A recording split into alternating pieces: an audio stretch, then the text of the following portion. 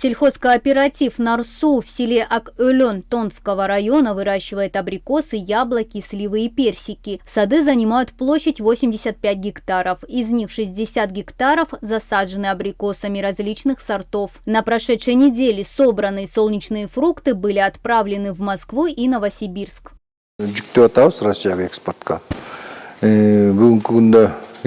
Согласно договоренности, мы отправляем в Россию абрикосы по 35 сомов за килограмм. Эта цена зависит от покупательной способности.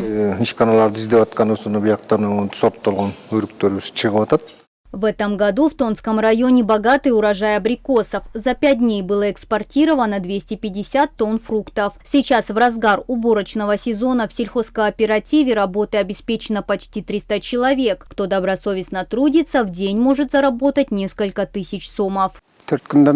Мы работаем вместе с семьей, нас 4 человека. Деньги за уборку урожая нам выплачивают ежегодно. Мы получаем примерно до 8 тысяч сомов на всех. Для этого наполняем абрикосами примерно 150 ящиков.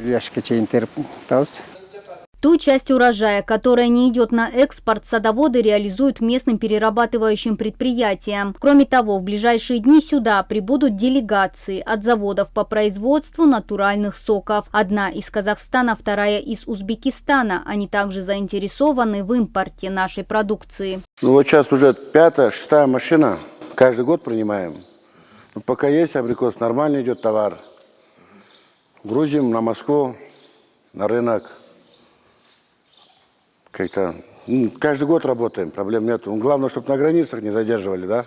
Помимо Тонского района, хороший урожай абрикосов собирают в Джете-Огузском и Иссык-Кульском районах. Всего в области выращивается до 20 сортов этого фрукта.